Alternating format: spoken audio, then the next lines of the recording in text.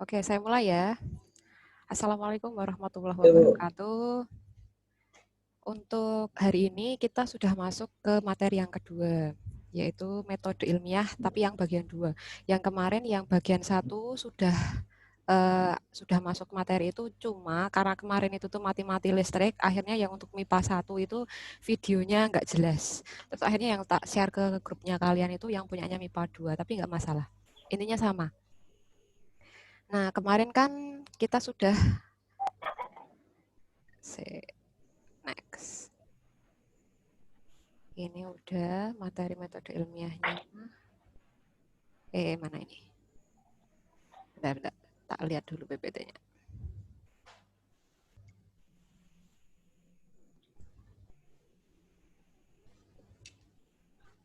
Nah, ini.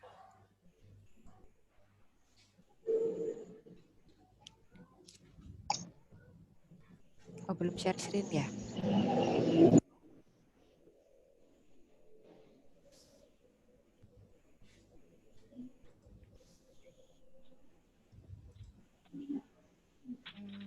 Nah, ini.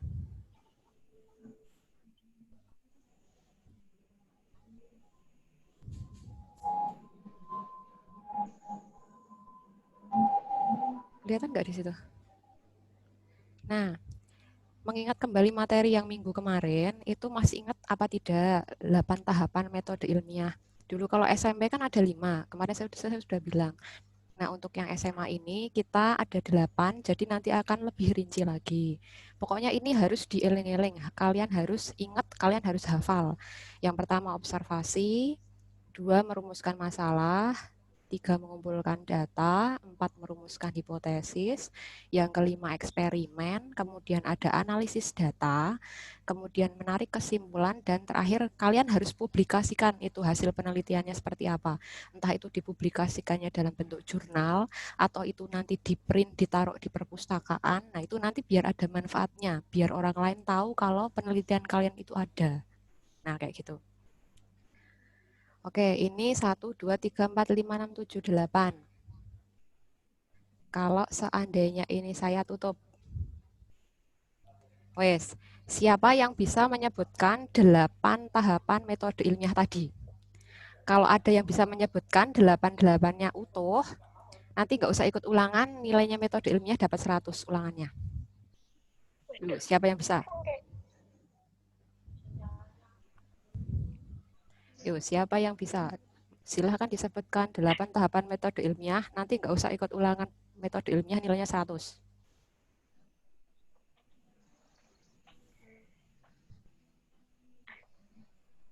Tampilkan screen-nya, biar nanti saya tahu kalau kalian nggak baca.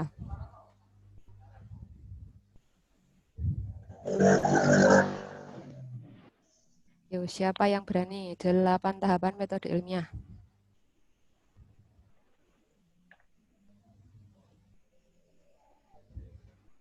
Gak ada yang berani ini, nilainya 100 loh ulangannya.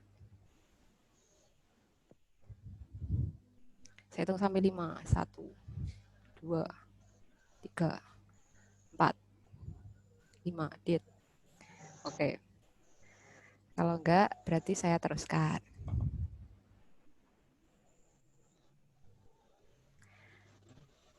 Nah, selanjutnya adalah hipotesis.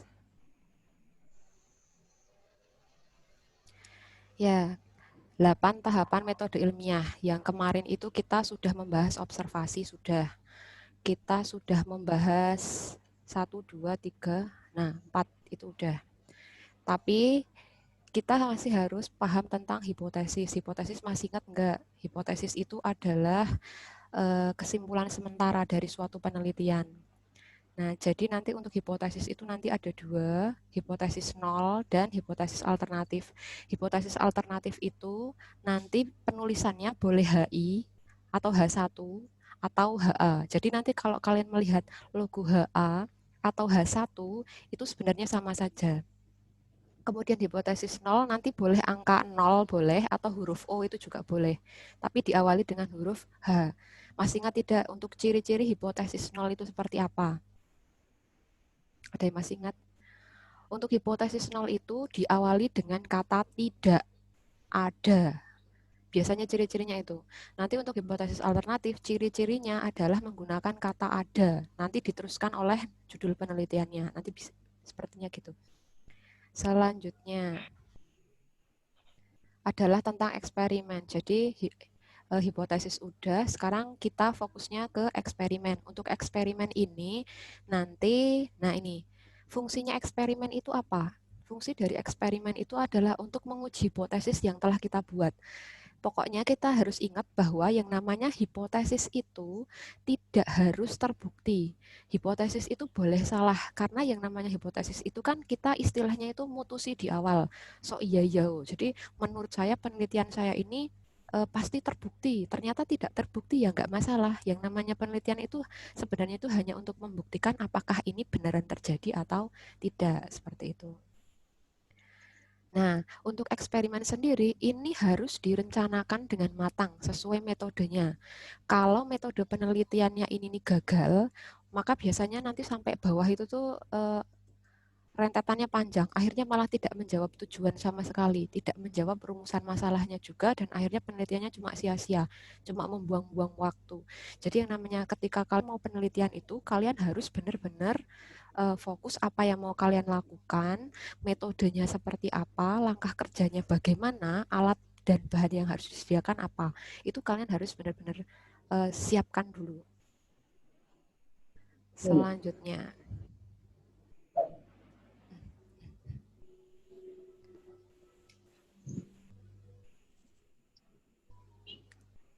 mana ini?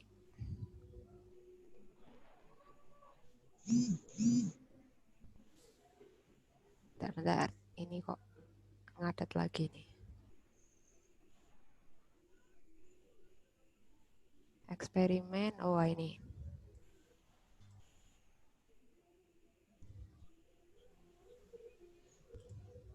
Udah tak gini aja. Kelihatan nggak ya di layar? Nah, untuk eksperimen. Untuk eksperimen yang kemarin itu kan judul penelitiannya si Hendro, itu dia pengen mengukur kapasitas paru-paru teman-temannya. Nah, itu jadi untuk eksperimen ini, si Hendro itu mengukur kapasitas paru-paru teman-temannya sebagai sampel dan mengukur kekuatan suara mereka sewaktu bersin akibat digelitik hidungnya. Jadi, si Hendro itu harus merencanakan teman-temannya yang mau diajak untuk penelitian ini itu siapa. Kan dia mau meneliti semua kelas 10, kan tidak mungkin diajak semuanya. Nah itu nanti mungkin dia cuma mau ambil beberapa temannya, terus caranya biar temannya bersin itu gimana, apa mau digelitik hidungnya, atau mau dikageti biar bersin, atau caranya gimana, ya itu nanti terserah Hendronya. Jadi yang lebih tahu bagaimana menjalankan eksperimennya itu ya yang bersangkutan itu. Kalau yang bersangkutan itu nggak ngerti mau ngapain, ya eksperimennya itu cuma sia-sia kayak gitu. Selanjutnya yang harus kalian pahami untuk penelitian itu adalah sampel dan populasi. Sampel dan populasi itu apa? Untuk sampel itu sebenarnya itu adalah bagian dari populasi uji. Nah, tadi kan si Hendro itu mau meneliti tingkat suara bersin teman-temannya kelas 10. Semua kelas 10 tahun 2020, tahun 2001. Jadi, kan dia nggak mungkin nih dari kelas 10 MIPA 1 sampai akhirnya terakhir 10 IPS 3 itu diajain band semuanya bersin, itu kan nggak bisa. Nah, jadi nanti dia bisa menggunakan sampel. Sampel itu jadi nanti dia mengambil 6 orang siswa-siswi, 3 putra, 3 putri dari masing-masing kelas. Jadi 10 MIPA 1 diambil 3 orang putra, 3 orang putri. Kemudian 10 MIPA 2 diambil 6 orang, 3 putra, 3 putri. 10 IPS 1 ada 3 orang putra, 3 orang putri, dan seterusnya. Itu namanya sampel. Bagian dari populasi uji. Kemudian selanjutnya adalah populasi. Untuk populasi itu adalah keseluruhan subjek penelitian. Yang mau diteliti Hendro itu apa sih? Nah, yang mau diteliti Hendro itu kan tadi katanya tingkat bersinnya teman-temannya. Nah, teman-temannya itu siapa? Oh, ternyata seluruh siswa kelas 10 tahun ajaran 2020-2001. Ya berarti di situ populasinya Hendro adalah seluruh siswa kelas 10 tahun pelajaran 2020-2021. Nah, itu namanya populasi. Selanjutnya yang kalian harus pahami tentang eksperimen itu adalah variabel penelitian. Ini yang biasanya sering kepiah sendiri ini biasanya. Untuk variabel penelitian itu ada 3, dieling-eling. Untuk variabel penelitian itu ada 3, minimal ada 3 ini. Yang pertama variabel bebas, kemudian ada variabel terikat, kemudian ada variabel kontrol. Untuk variabel bebas, terikat, dan variabel kontrol ini apa saja? Nah, kita bisa bahas di sini. Untuk variabel bebas itu adalah variabel yang biasanya bebas dimanipulasi oleh peneliti. Jadi si peneliti itu boleh ngawur sak-sakai. Pengen dia jadikan angka berapa, itu ya sak bahagianya dia. Tapi lebih baik kalau seandainya sudah ada penelitian terdahulu dan nanti dia tinggal mengikuti, nanti kayak gitu. Biasanya di belakang kata pengaruh atau hubungan. Nah, ini saya berikan contoh di sini, bisa kalian lihat di layar. Judul penelitiannya Hendro tuh ini, pengaruh kapasitas paru-paru terhadap intensitas suara bersin siswa kelas 10 tahun SMA 1 Patok tahun 2020-2021.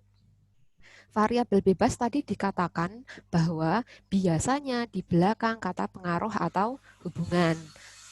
Nah, di belakang kata pengaruh itu siapa? Nah, ini loh. Nah, ini ada kata pengaruh di sini.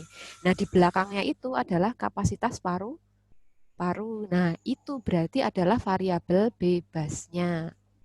Ya, gimana Herna dia?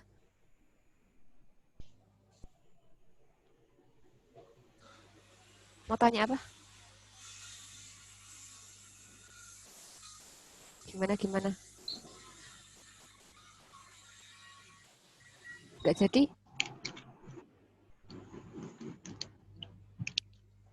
Nggak jadi? Oke, kalau nggak jadi saya lanjutkan.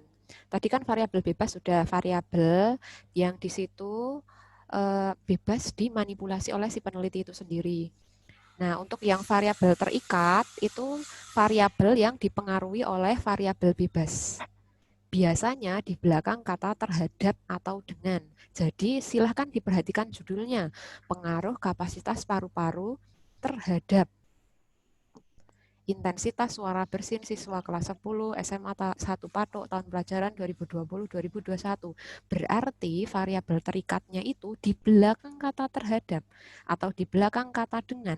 Berarti di situ contohnya itu variabel terikatnya dari penelitiannya Hendro adalah intensitas suara bersin siswa kelas 10. Ini boleh diteruskan. Kelas 10 SMA 1 Patok tahun pelajaran 2020-2021. Itu boleh. Jadi sudah bisa membedakan ya mana yang variabel bebas, mana yang variabel terikat. Variabel bebas biasanya ada di depan, variabel terikat biasanya agak di belakang. Dibatasi kata pengaruh, dibatasi kata terhadap, biasanya gitu. Jadi nanti kalian bisa membedakannya dengan cepat. Ada pertanyaan di sini untuk variabel bebas sama variabel terikat? Gimana? Boleh langsung ngomong, boleh raise hand dulu, boleh. Kalau tidak ada, tak lanjutkan untuk yang variabel kontrol. Variabel kontrol. Nah, ini. Untuk variabel kontrol, itu variabel yang sama untuk semua perlakuan penelitian. Bisa lebih dari satu dan bukan merupakan variabel bebas ataupun variabel terikat. Ini yang biasanya sering bikin salah. Untuk variabel kontrol, kalau variabelnya itu sudah dipakai sebagai variabel bebas atau sudah dipakai sebagai variabel terikat, tidak bisa dijadikan variabel kontrol. Itu poinnya. Jadi kalau tadi kapasitas paru-paru dan intensitas suara bersin itu sudah masuk ke variabel bebas dan terikat, itu jangan digunakan untuk sebagai variabel kontrol. Cari yang lain, sesuatu yang sama digunakan untuk semua perlakuan penelitian. Di sini saya berikan contoh untuk penelitiannya Hendro yang bisa dilakukan, itu contohnya mengambil berat badan siswa yang sama.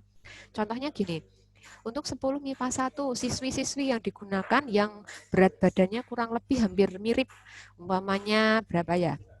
37, 38. Nah, itu mungkin segitu. Jadi yang sama-sama 38 teman-temannya yang punya berat badan segitu, nah itu yang nanti diminta untuk jadikan sampel. Itu boleh. Jenis kelamin juga ya. Jadi yang putra sama-sama diambil putra. sama-sama diambil puteri. Jadi untuk kelas 10 MIPA 1, MIPA 2, MIPA 3, MIPA 3. MIPA 1, MIPA 2, IPS 1, IPS 2, IPS 3. Nah, itu diambil ada yang putra, juga ada yang putri. Maksudnya tuh gitu. Jadi variabel kontrol itu yang sama, tapi untuk semua penelitian itu harusnya itu tuh sama. Tidak boleh dibeda-bedakan. Contohnya gini, sebelum MIPA 1 diambil cewek-cewek semua. Kemudian MIPA 2 diambil cewek-cewek semua. Kemudian IPS 1, IPS 2, IPS 3 isinya laki semua. Nggak boleh begitu. Jadi kalau MIPA 1 itu isinya adalah cowok cewek, MIPA 2 juga harus cowok cewek kayak gitu dan seterusnya. Kemudian jumlah siswa yang digunakan. Untuk jumlah siswa yang digunakan itu juga nanti harus sama untuk MIPA 1, MIPA 2, IPS 1, IPS 2, IPS 3.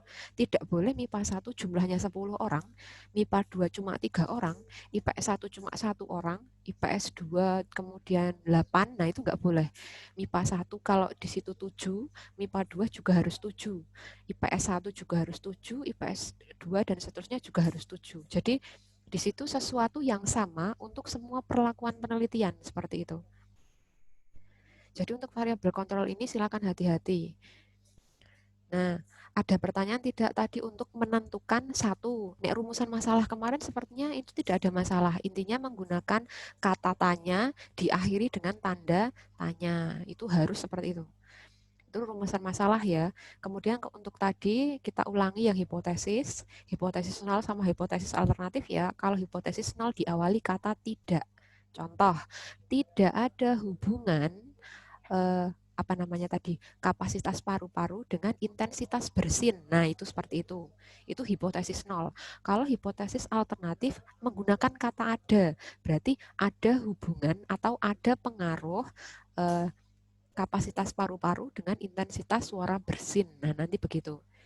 Jadi gunakan kata ada, gunakan kata tidak ada. Kalau yang ada hipotesis alternatif, yang tidak ada adalah hipotesis nol. Disambung dengan judulnya tadi apa? Kemudian tadi menentukan sampel dan populasi ya. Sampel dan populasi sepertinya cukup gampang. Nek sampel itu yang dicupli itu apa? Sedangkan kalau yang apa namanya? Populasi itu keseluruhannya. Sedangkan untuk yang variabel itu tadi nanti ada 3, variabel bebas, variabel terikat, dan variabel kontrol. Nah ini, jadi untuk hari ini tugasnya kalian adalah saya minta untuk, nah di sini ada sebuah judul penelitian. Nah ini tugasnya. Tugasnya pengaruh jumlah deterjen terhadap tingkat kematian ikan nila di kawasan Sungai Oyo, Gunung Kidul. Pengaruh jumlah deterjen terhadap tingkat kematian ikan nila di kawasan Sungai Oyo, Gunung Kidul. Nah, kalian saya minta untuk menentukan satu rumusan masalah. Masih ingat ya, tadi saya sudah bilang rumusan masalah itu harus diawali kata tanya dan diakhiri dengan tanda tanya. Kata tanyanya disesuaikan 5W1H, sesuaikan dengan judulnya yang cocok. Contohnya, kalau di sini saya menggunakan kata siapa, bisa apa tidak? Nek judul penelitiannya begini, siapa pengaruh jumlah deterjen terhadap tingkat kematian ikan nila di kawasan Sungai Oyo Gunung Kidul? Tanda tanya. Kalau tidak bisa, jangan dipaksakan, berarti bukan itu rumusan masalahnya. Kayak gitu dong ya. Kemudian hipotesis HO itu hipotesis nol, gunakan kata tidak ada. HA atau H1 berarti di situ hipotesis alternatif. Gunakan kata ada di depan judulnya. Dong ya. Sampel. Sampel yang digunakan di sini apa? Sampel yang ada di sini itu tuh nanti apa? Kemudian populasinya di sini itu yang digunakan itu apa? Apakah yang digunakan di sini itu kepiting atau apa? Sesuaikan sama penelitiannya lo ya. Kemudian ada, oh ya, tentukan juga variabel bebas, variabel terikat, sama variabel kontrol. Nah, ini tugasnya untuk hari ini. Nanti silakan dikumpulkan maksimal jam 24.00. Untuk hari ini, nanti kalau seandainya ada yang masih mau ditanyakan tentang ini, rumusan masalah, hipotesis nol, hipotesis alternatif, sampel populasi, variabel bebas, variabel terikat, variabel kontrol, itu hari ini. Silakan nanti kalian tanyakan, biar nanti tugasnya ini nih selesai, dan kalian langsung dong. Soalnya nanti untuk minggu depan, kalian sudah saya minta untuk membuat penelitian sendiri. Nah ini sampai kalian itu gagal paham, itu nanti penelitiannya maut-maut biasanya. Kayak gitu. Oke, ini untuk hari ini saya cukupkan. Ada pertanyaan apa tidak ini? Silahkan kalau ada yang mau tanya. Kalau masih nggak dong, mau diminta dijelaskan ulang, monggo. Saya nggak apa-apa. Bu, jelaskan ulang, Bu. Yang mana? Ya, saya tadi ketinggalan. Ini yang tanya ini siapa ini? Soalnya. Mei. Siapa siapa? Mei Handayani, Oh, Bu. Mei Handayani. Oke. Yang mau ditanyakan? Mei. Oh, Mei. Ya. Ini ya. Yang Eh, awal tadi ketinggalan. Oh, yang awal. Ya. Tadi yang awal itu cuma saya mengingatkan lagi yang minggu kemarin. Jadi minggu kemarin kan kita bahas 8 tahapan metode ilmiah nih. Nah, ini harus dong ini. Ya. Kalian kerjakannya harus urut. Mulai dari observasi, merumuskan masalah, mengumpulkan data, merumuskan hipotesis, eksperimen, analisis data, tarik kesimpulan, publikasi hasil. Nah, untuk hari ini, kita itu cuma mau fokus ke bagian eksperimen ini, Tok. Kenapa yang fokusnya untuk eksperimen ini? Karena ini memang paling rumit di antara yang lain. Nah, ini kalau saya nggak mengedongkan dari sekarang, nanti biasanya belakangnya itu maut-maut, nggak karu-karuan. Untuk merumuskan masalah kan minggu kemarin sudah saya jelaskan. Kalau yang namanya Ya. merumuskan masalah itu 5W1H, kata tanya diakhiri tanda tanya. Nah, kayak gitu. Itu tapi disesuaikan sama judulnya. Contohnya tadi ada judul, terus menggunakan kata siapa. Kalau nggak gaduk ya jangan digaduk-gaduk, oke, kayak gitu.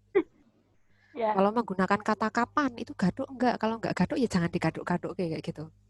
Terus nanti mengumpulkan data. Mengumpulkan data itu kan tadi ada yang populasi, ada yang sampel. Nah, itu kalian harus dong. Tadi populasi sama sampel itu apa? Saya ulangi lagi di sini.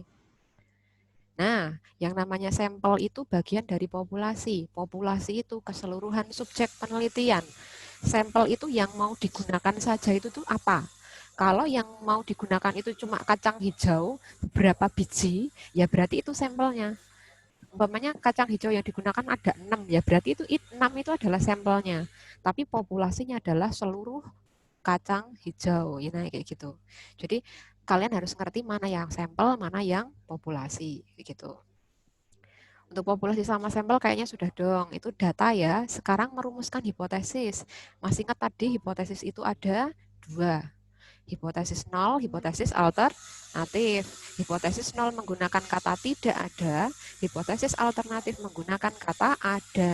Nanti tinggal disambung ke sama judulnya. Jadi tidak ada hubungan apa ya? Tidak ada hubungan kapasitas paru-paru dengan tingkat suara bersin. Nah, itu juga boleh. Kalau yang hipotesis alternatif berarti ada hubungan kapasitas paru-paru dengan tingkat bersin. Nah, kayak gitu nanti. Itu yang hipotesis ya. Jadi nanti hipotesisnya ada dua. Nah, terus nanti yang penentuan variabel. Ini yang biasanya suka rempong. Kan nanti ada variabel bebas, variabel terikat, kemudian ada variabel kontrol. Nah, ini yang kalian harus doang. Nah, ini variabel bebas tadi udah ya, di belakangnya kata terhadap.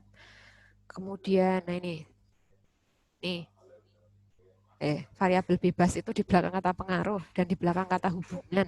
Mau ngomong hubungan masih terhadap. Di belakang kata pengaruh, nah ini loh, ya, set kapasitas paru-paru nih.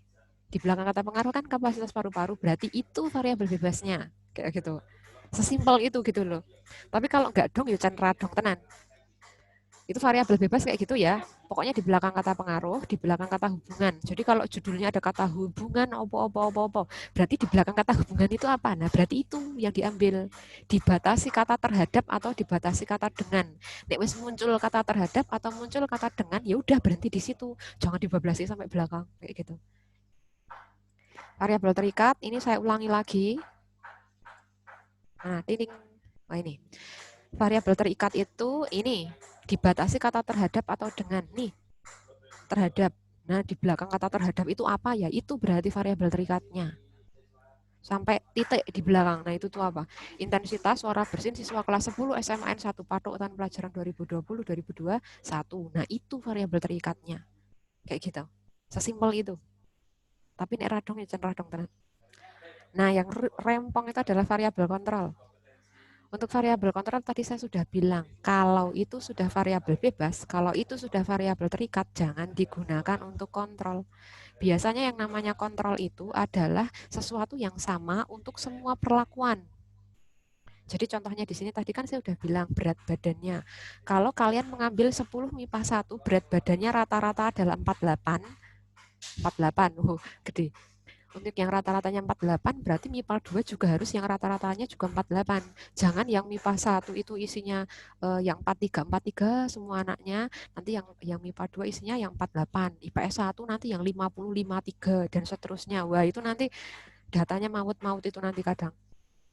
Selanjutnya jenis kelamin. Untuk jenis kelamin kan tadi kan saya bilang kalau yang menggunakan putranya berapa putra putri, berarti nanti MIPA 2 juga sama harus putra putri. Nggak boleh yang MIPA 1 isinya cewek semua, MIPA 2 cowok semua, MIPA 1 isinya nanti ada cowok cewek. Nah, itu nggak boleh.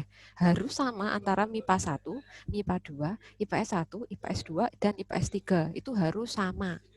Jumlah siswa yang digunakan juga sama. Jadi untuk yang MIPA 1 kalau menggunakan 2 orang, ya MIPA 2 harus 2 orang. IPS 1 harus 2 orang, IPS 3 juga harus 2 orang, dan seterusnya. Nanti biasanya makin banyak datanya, itu biasanya nanti makin valid. Kayak gitu. Untuk Mei tadi, masih bingung apa tidak? Sedikit paham, Bu. Oke, jadi ingat ya untuknya tugas hari ini, judul penelitiannya adalah pengaruh jumlah deterjen terhadap tingkat kematian ikan nila di kawasan Sungai Oyo, Gunung Kidul.